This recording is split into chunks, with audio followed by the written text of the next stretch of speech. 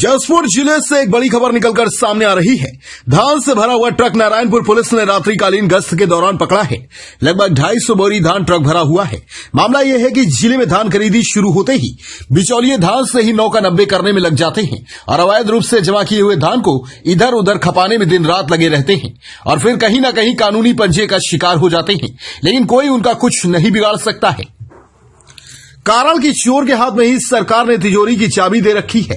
दरअसल हम इसलिए कह रहे हैं कारण कि मंडी विभाग में जिले के लगभग 70 व्यापारी ने अपने धान का स्टॉक पंजीकृत करा चुके हैं, लेकिन मंडी विभाग ने कभी जाकर नहीं देखा कि जितना धान पंजीकृत कराया है उसके पास उतना धान है भी कि नहीं। बस अपने कुर्सी में बैठे बैठे मां लक्ष्मी का नाम लेकर पंजीकृत करते गए और फिर बिचौलिए उसी पंजीयन का दुरुपयोग करते हुए अवैध दूसरे राज्य से मंगाकर बिचौलिए 9 का 90 करने में लगे रहते हैं। और सरकार ने इन्हीं के हाथों में अनुज्ञा पेपर जारी करने का अधिकार दे रखा है। ये जब चाहें जितने बजे चाहें ऑनलाइन अपने माल का अनुज्ञा पेपर जारी कर सकते हैं। आप यहां से बैठे बैठे कैसे तय करते हैं कि सामने वाला अगर 500 क्विंटल का अनुज्ञा पेपर ले रहा है तो क्या आप साइट पे विजिट करते हैं, देखने जाते हैं? कैसे पता चलता है आपको कि उसके पास 500 क्विंटल धान है? फिर में जो हमारे कर्मचारी रहते हैं वो व्यापारी उनसे है ना रसीद कटवा लेते हैं, तो हमको अपने कर्मचारी पर भरोसा है कि वो देख करके ही ना रसीद काटते हैं।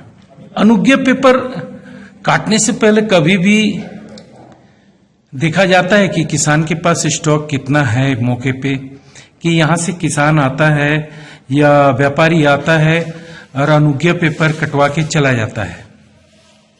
अनुज्ञा पत्र तो व्यापारी स्वयं ही ऑनलाइन के माध्यम से काटते हैं। आपको लगता है कि ऑनलाइन अनुज्ञा पेपर जारी होने से कहीं न कहीं धान के मामले में भ्रष्टाचार को बढ़ावा मिलेगा?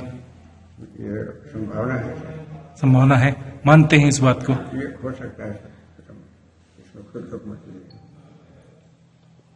आपने सुन लिया इनकी बात। ये भी मानते हैं कि अनुज्ञा पेपर ऑनलाइन निकालकर व्यापारी गंदा धंधा को अंजाम दे सकता है। ये हम इसलिए कह रहे हैं, बीती रात 2 से 3 बजे के बीच धान से भरा हुआ ट्रक नारायणपुर पुलिस पकड़ती है और भ्रष्ट व्यापारी रात 3:29 में ऑनलाइन अनुज्ञा पेपर जारी करता है। कहीं न कहीं व्यापारी का पेच फंसता हुआ दिख रहा है। हमारे सब इंस्पेक्टर यादव साहब गश्त में थे। गश्त के दौरान मुखबिर से सूचना मिला कि एक CG14 MU 6550 का मिनी ट्रक है, उसमें धान लोड है।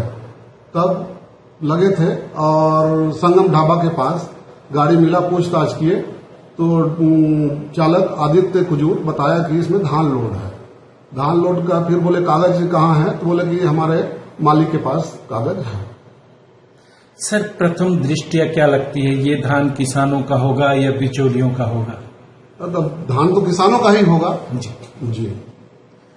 इसमें सर धान के इस खेल में काफी जसपुर जिले में भी बिचौलिए इन्वॉल्व हैं। लगता है कहीं न कहीं कि गाड़ी में जो धान लोड है बिचौलिए इसका फायदा उठा रहे होंगे। अब इसमें जांच का विषय है। अपन खाद्य विभाग को और मंडी और वरिष्ठ अधिकारियों को राजस्व के बताया गया है, जो टीम भेजे हैं वो जांच कर रही है। जांच के उपरांत जो भी तथ्य आएगा उस पर धार्मिक कार्रवाई की जाएगी। जांच के बाद ही कुछ पता चल पाएगा कि मामले की हकीकत क्या है। धान के मामले को लेकर हमने जसपुर कलेक्टर रोहित व्यास से बात की। उनका कहना है कि मामले की जांच कराता हूं। बहरहाल जसपुर जिले में अधिकांश ट्रक पकड़ में आए, लेकिन ऑनलाइन अनुज्ञा पेपर जारी होने के कारण सभी छूटते गए। जसपुर से ब्यूरो चीफ प्रकाश मिश्रा की रिपोर्ट। हम खड़े हैं अभी जसपुर जिले के नारायणपुर थाना में। जी हाँ, नारायणपुर थाना।